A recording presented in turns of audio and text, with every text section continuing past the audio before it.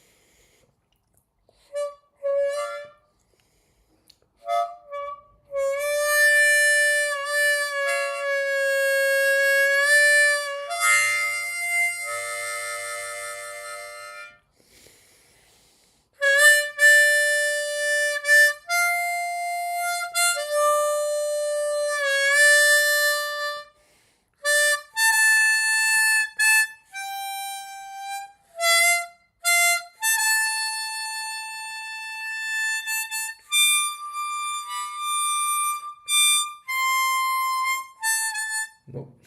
Nope, nope, nope.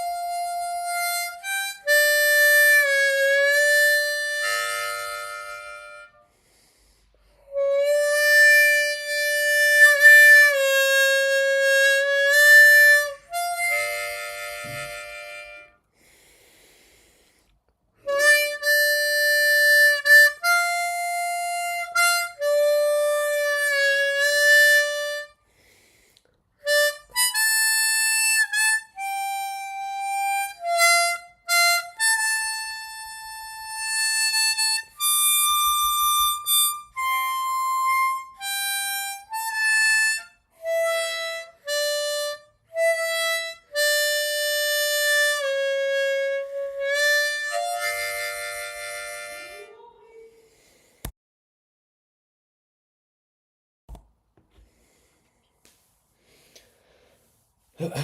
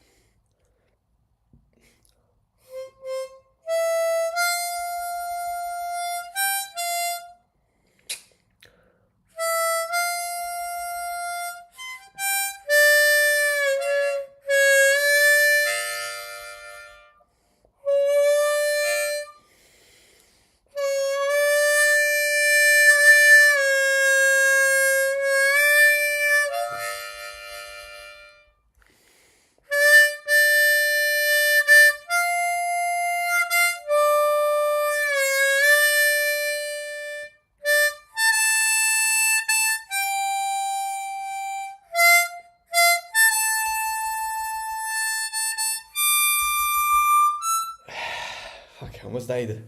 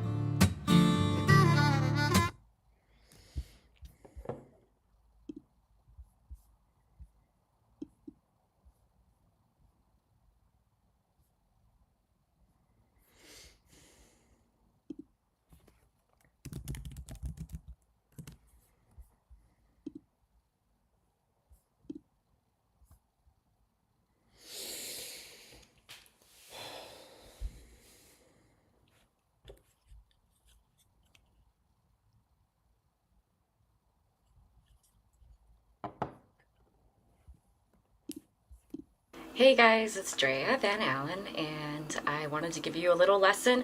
I'm about to walk out the door for a gig and had a couple minutes, and I just realized it's been, I think, 2 months since I did a lesson. So I'm sorry, but life is what it is, and busy is good, I guess.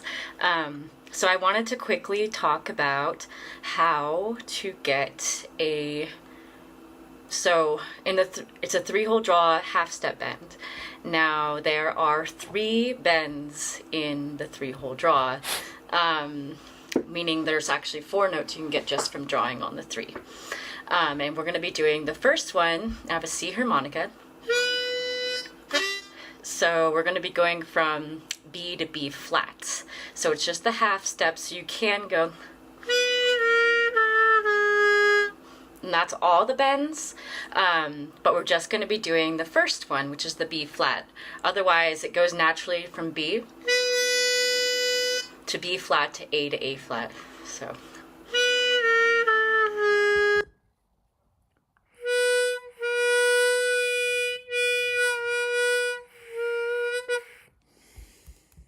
To B flat to A flat.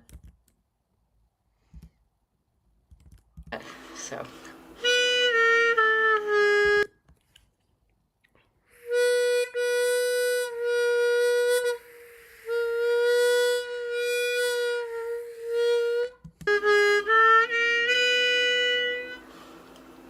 And you could do it tongue blocked, or you could do it lip pursed as usual. And let's see, this is one of the harder bends, but it's also a part of the blues scale, so it's something you really want to get. And it takes a lot of practice, and it's something, once you do get it, that you need to keep doing, keep practicing and you also need to make sure that you're hitting the right note, because if there's 3 other bends potentially, or not potentially, there are in there, then you could be thinking you're getting the half step, but you're not. You're actually getting the full step, which is a common mistake. So this takes a lot.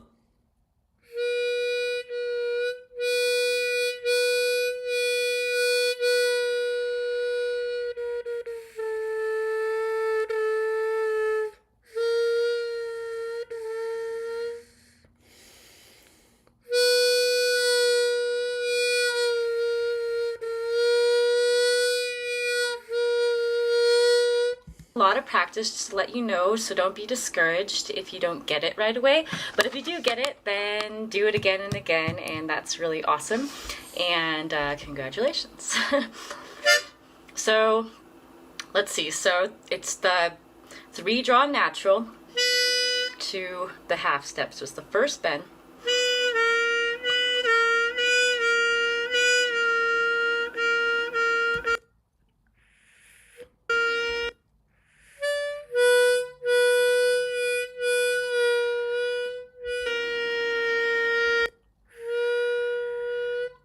I have no idea if I hit it right.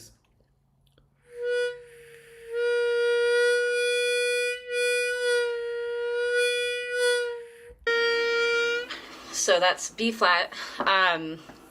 Let's see, I'm trying to think of a mnemonic device so you guys can learn it better. I'm just doing this lesson on the fly. I got a message from someone on my Facebook music page that was like, hey, did you stop doing YouTube lessons? I was like, oh crap, I'm so sorry, it's been so long. But I'm on spring break right now, so yeah.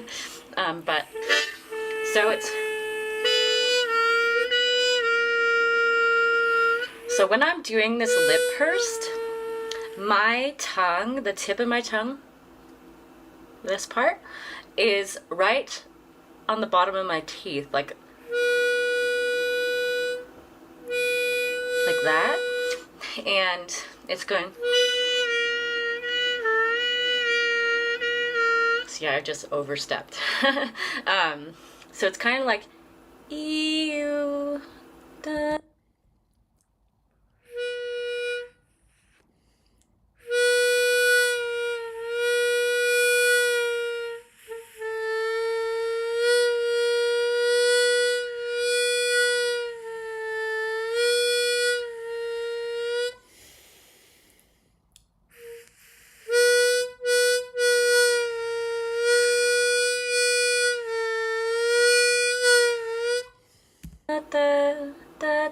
If you have a piano, this really would help a lot. Go from B to B flat, which would be a white key to the black key, the accidental.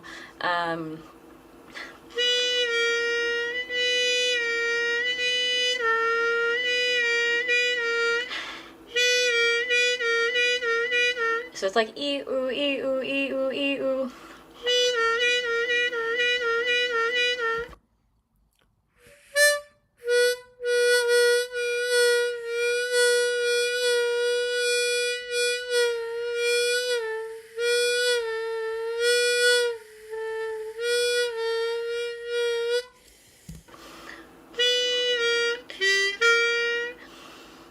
And that was from the 2-jaw to the 3-hole.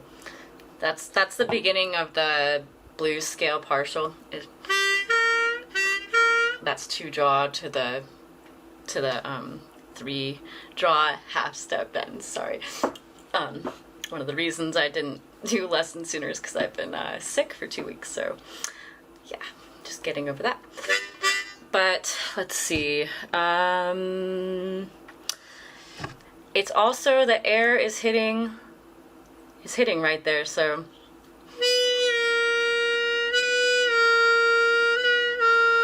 that my tongue is resting here and the air is hitting right behind there, like almost directly.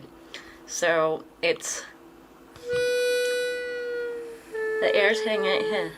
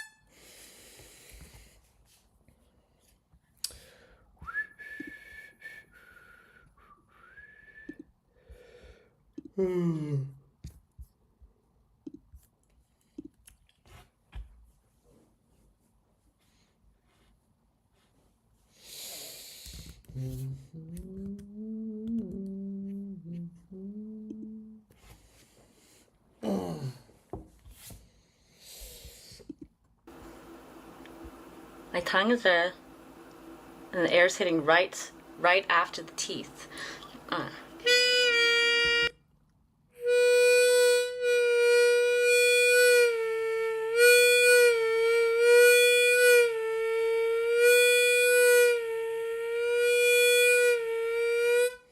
Sounds like that's pretty much it, isn't it?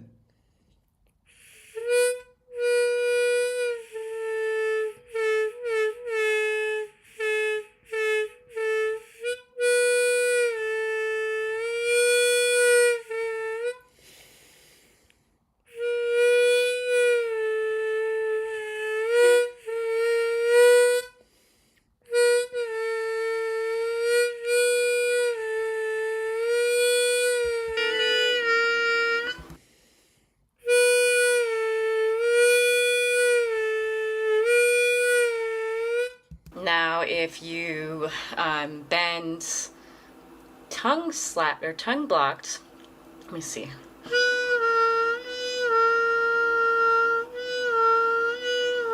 And it's totally different because that part of your tongue's on the harmonica, so it's hitting, the air's hitting here. Like,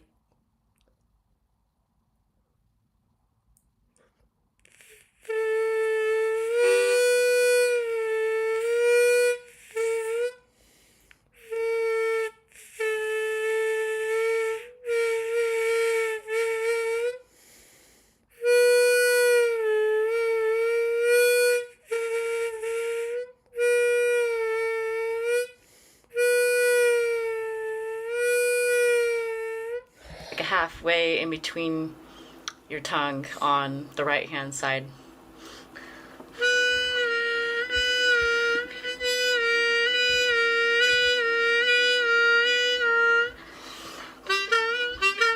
And you want this because you use it all the time. It's like a blue note. Yeah, I used it in a lot of my playing, like Dance Long Gone. I'm just going from 2-draw to 3-draw half step bend like the entire time for the hook on that. So woo, I just showed you guys a little tip on that. And that song is actually taken from very popular old time playing so it's a very famous kind of lick. So yeah, I just wanted to get something out for you guys real quick. I have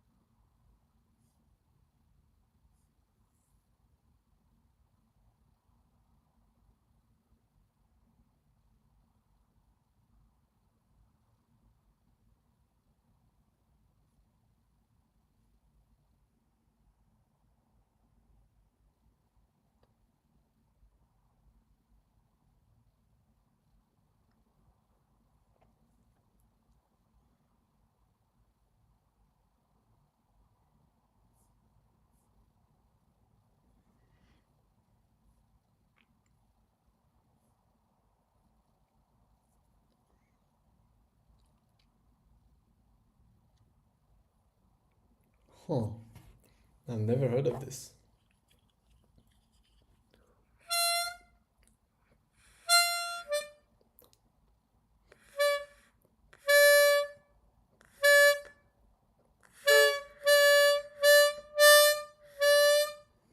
Damn, it's completely different from what I'm used to.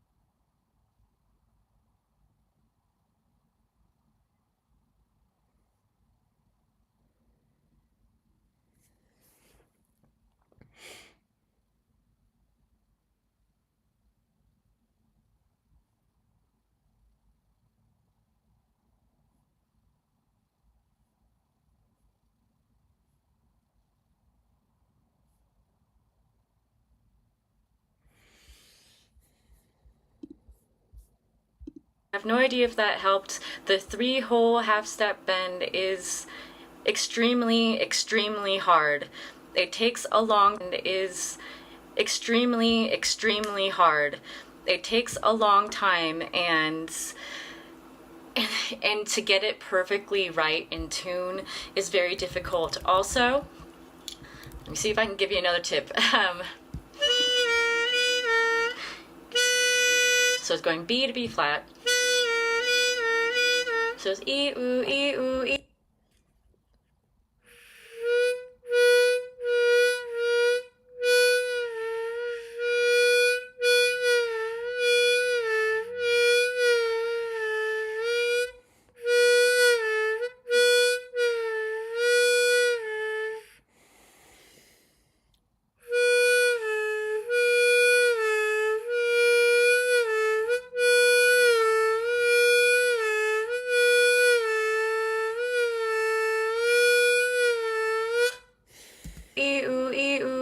Now if we went to the full step, it'd be E-O, E-O, E-O. So you want it to be E-oo and not E-O.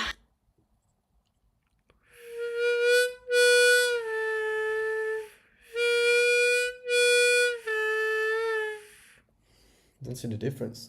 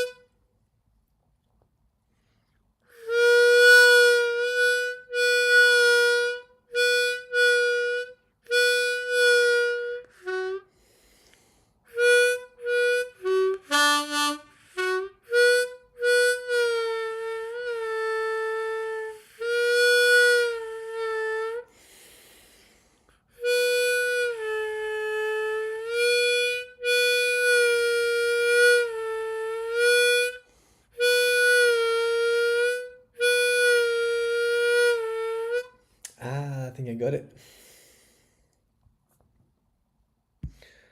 But there's 3. Ah, no. There's the normal one, half and full bend.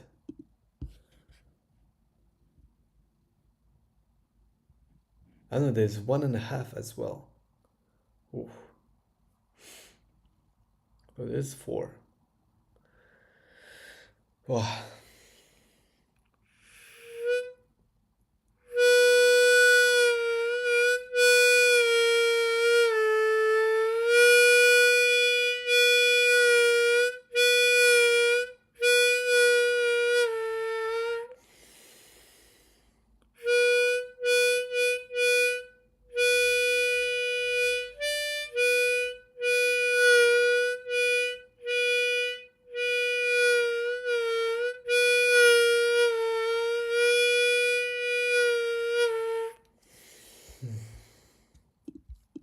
If you go to E-O, then uh-oh, you went too far.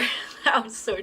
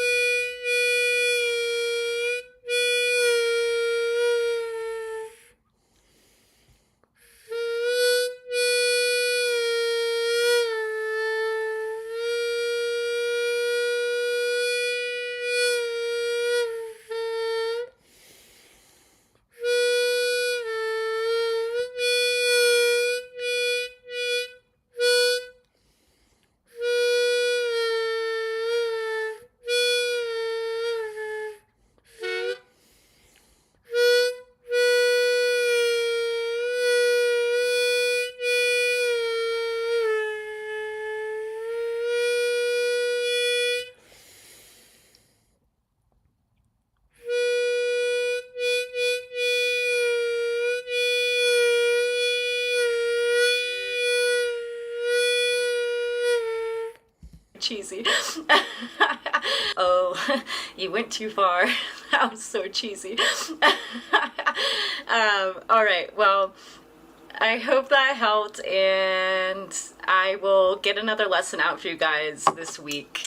And I have I'll do a video also with some announcements because I have a lot of cool announcements, including that I have my first EP that's another reason I was busy.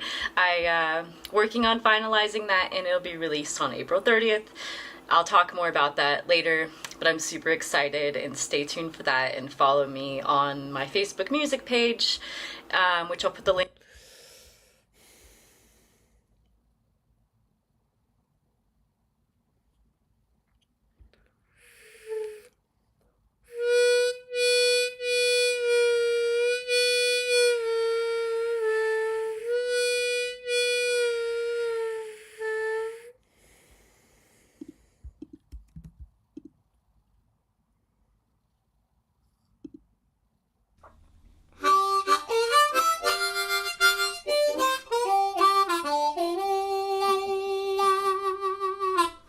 Hey, Liam Ward here at learntheharmonica.com. Welcome to this lesson on tongue blocking. I'm using a C diatonic harmonica in today's lesson, and I'm going to be talking about what tongue blocking is and how to do it, and some of the advantages of it as well. And I'll also give you a little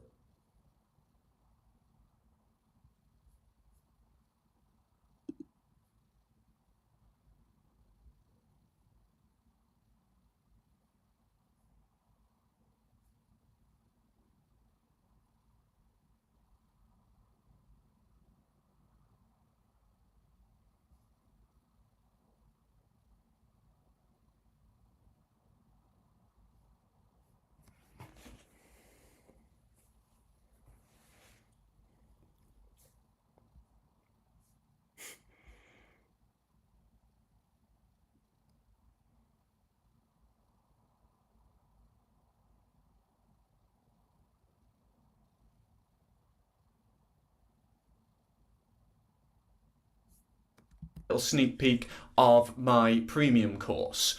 So, what is tongue blocking? Well, technically, it's just a way of achieving clean single notes on the harmonica, which is the most basic building block of music. So, we all have to choose one way or another of getting those notes, and tongue blocking is one of those methods.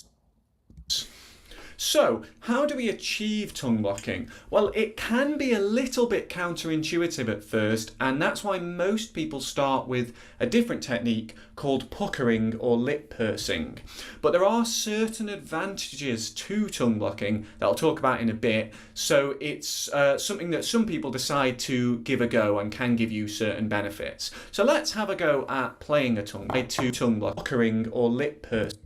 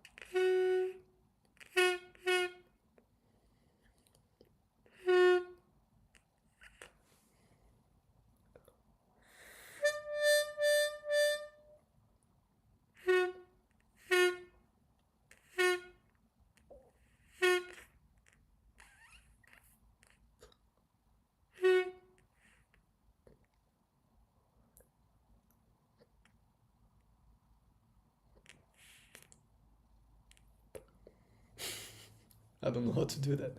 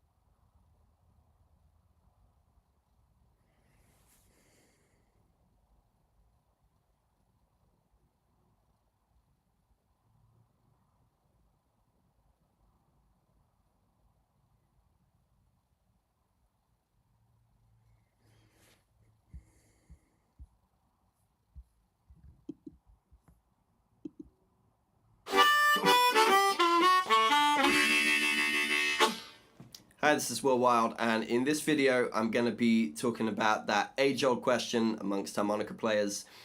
Should you pucker or should you tongue block? Which is best? Which do I use? When do I use each technique?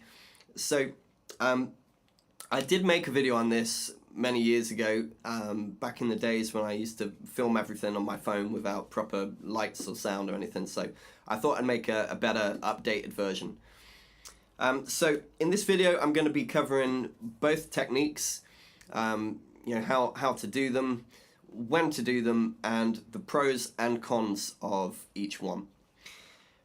So first of all, what is puckering? Well, puckering, or sometimes called lip pursing, is just where you purse your lips to the size of one hole on the harp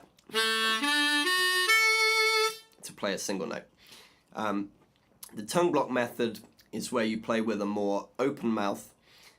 Usually you cover 3 holes on the harp, and you put your tongue down over the 2 holes to the left of the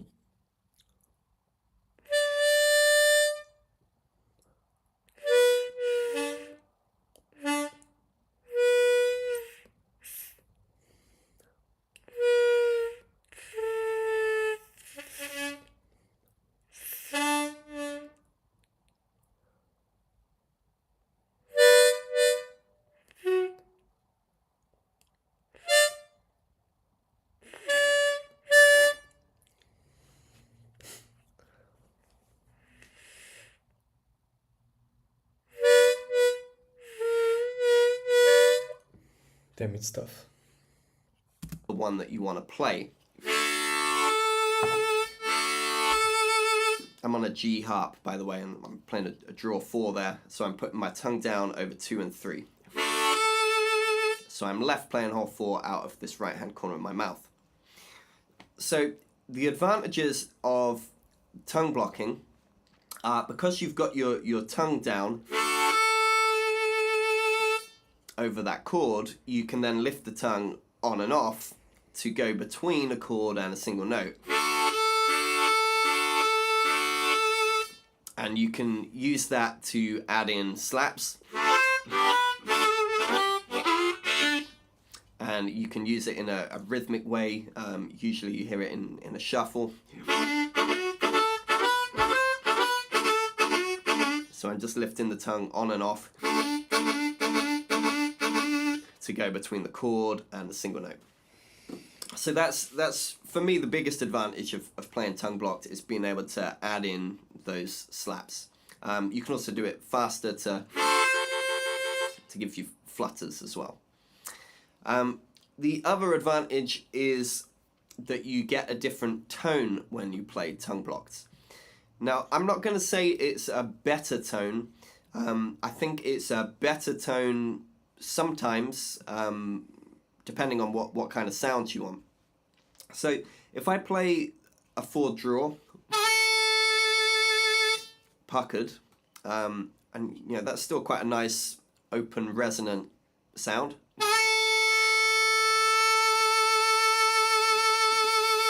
You can see the harp is quite far forward in my mouth when I'm playing puckered. When I switch to tongue block, the harp goes much deeper into my mouth.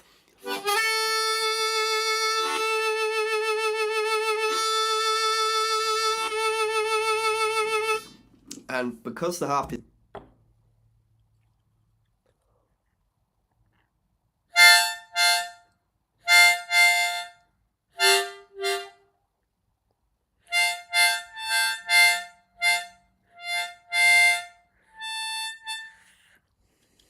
Okay. deeper, you get more of a bassy sound. You get more low end. And a lot of people like that. Like I say, I think it is a better tone sometimes for certain things, but not always, because as well as gaining some bassier frequencies in there, you lose some off the top. You lose brightness. So if you want to play something that's really kind of pretty, or something that really cuts through the mix,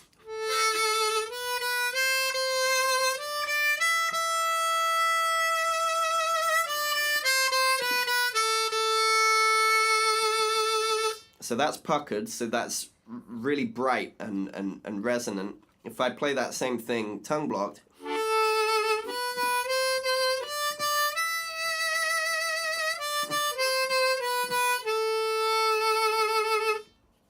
the brightness is gone. You know, it's not as resonant in those higher frequencies.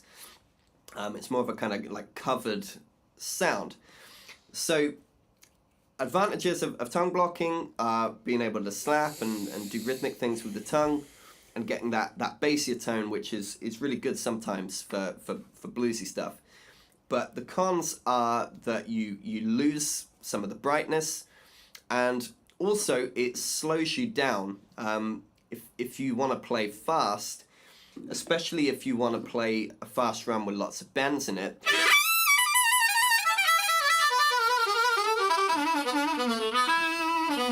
okay, there were maybe, I don't know, 10 or 20 bends in that run I just played there. You can still bend tongue blocked, but because your tongue is on the harp, it's less free to help out with the bend. So if you're doing something where you have to move in and out of bends very quickly,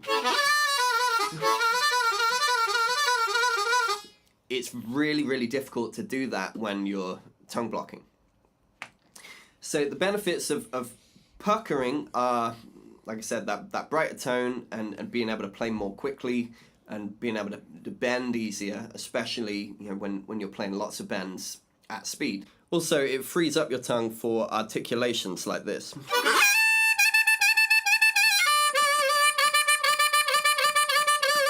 So there, I'm basically just going dwa-da-da-da-da with the tongue, da-da-da-da-da, which you can't do when you're tongue blocking, because obviously the front of your tongue is planted on the harp. So what I tend to do is I play puckered probably 90% of the time.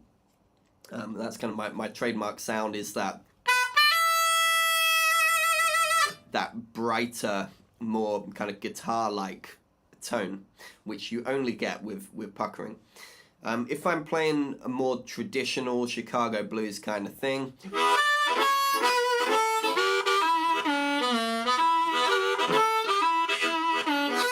then I will switch to tongue blocking usually. But I still play all of my bends puckered. So if I'm playing a run like that with slaps in it, in a tongue block embouchure, I'll switch back to a pucker just for the bends.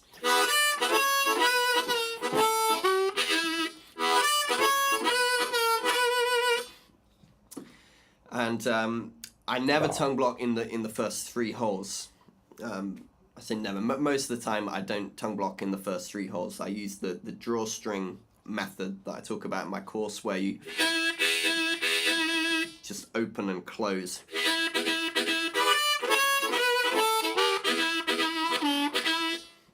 So I recommend learning both techniques. I don't think it's a case of you just do one or you just do the other.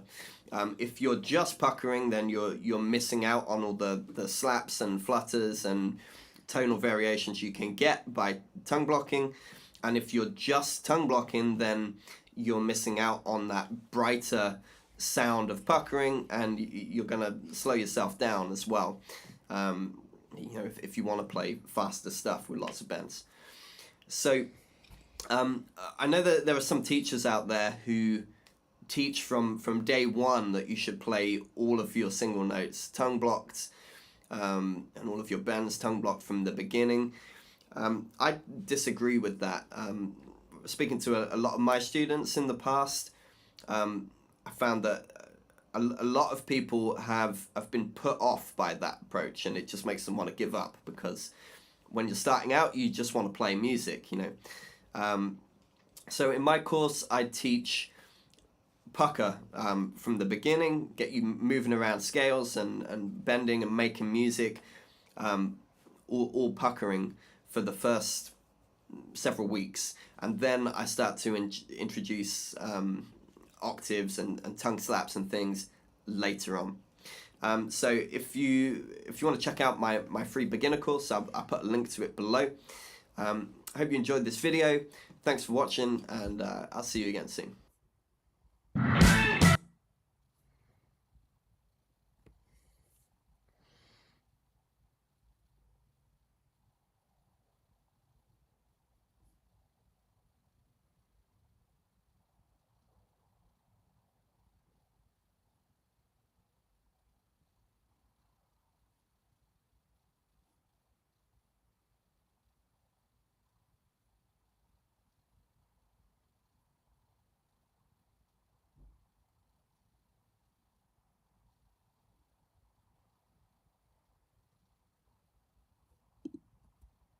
Wild tuning explained in less than 1 minute. So holes 1 to 5 are standard.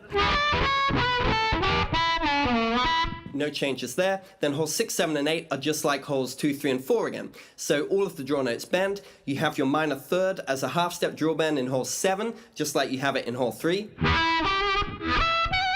And you have your flat 5 as a draw bend in hole 8, just like you have it in hole 4. So this eliminates the need for the 6 overblow and the 7 overdraw in order to play your blues scale in the upper octave. It also means you can really wail and add vibrato on those upper octave notes. Hole 9 is just like hole 2 again, but 2 octaves higher, so you have your root note on a draw and it bends a whole tone. And then hole 10 is like Brendan Power's power bender and power draw tunings, where the blow and draw reed have been reversed, so the old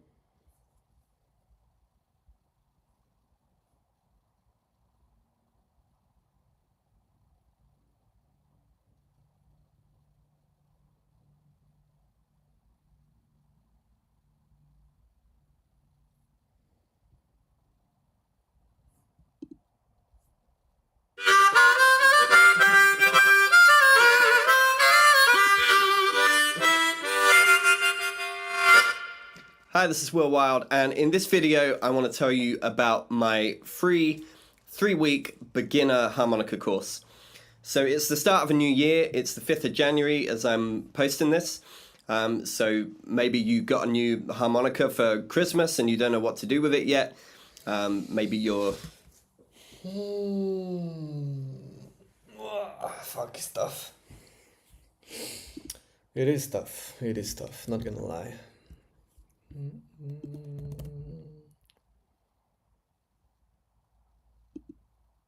I will.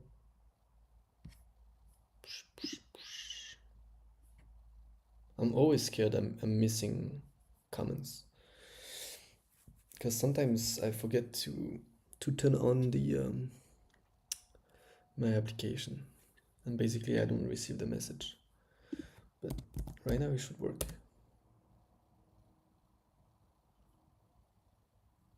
Yeah, it does work. So that's cool.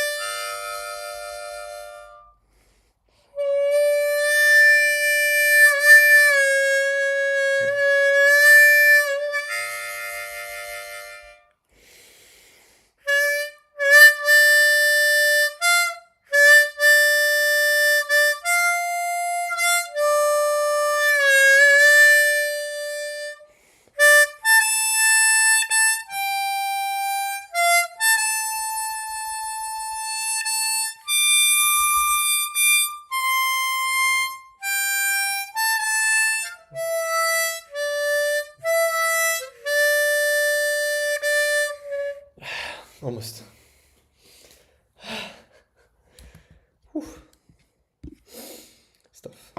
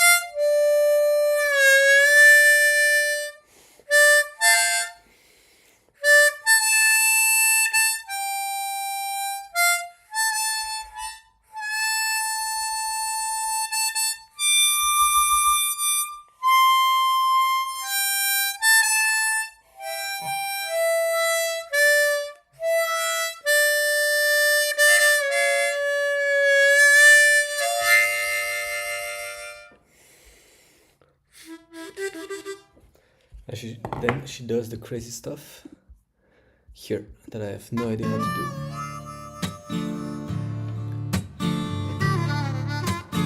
do. Insane. It's straight up insane.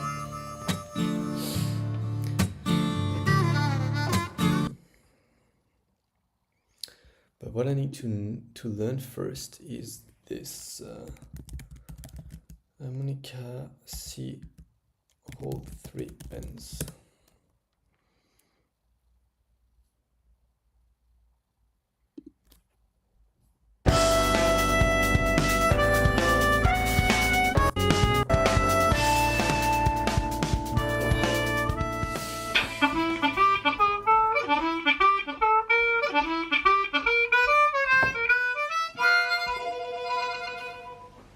Hi everybody, this is Konstantin Reinfeld. I'm back on YouTube and this is a new harmonica lesson talking about the bendings on hole 3 of the diatonic harmonica. I would say that these are probably the hardest notes you can play on the diatonic, so it's definitely important and worth to give them a little more attention. Before we start to get into that, and I will show you some exercises. I just wanted to let you know that I gave the first Hona live stream of 2020 on Thursday. I will link it somewhere on the screen or in the description box below.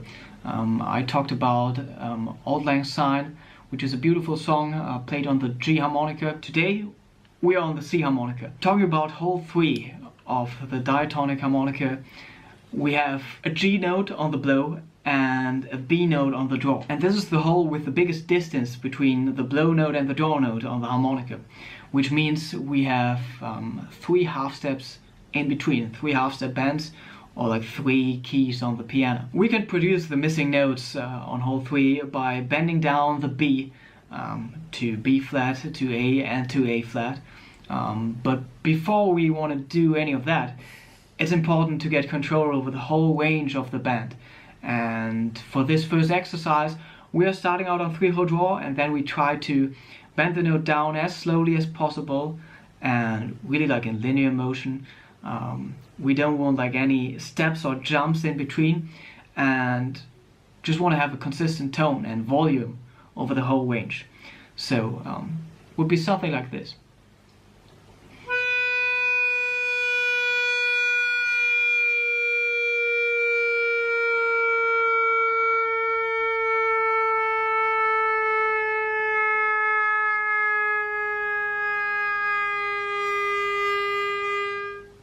That's probably the lowest note you can produce on the hole 3 drawing, so this is maybe even a little lower than the A flat. I tried to have a consistent tone over the whole range, and that's what you want to try to.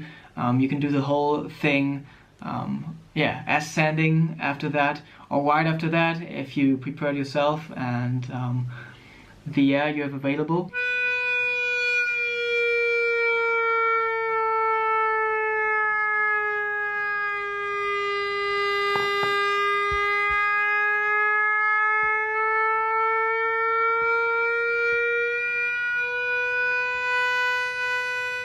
So there's a lot of space. That's the first exercise, I would say this is the most important thing to do before you start to get into hitting these bends separately. In the second step, we are starting out on B again, and we are bending it down as slowly as possible until we reach. Alright, that's gonna be it for today. Thanks for watching, and I'll see you in the next one, probably tomorrow. Cheers.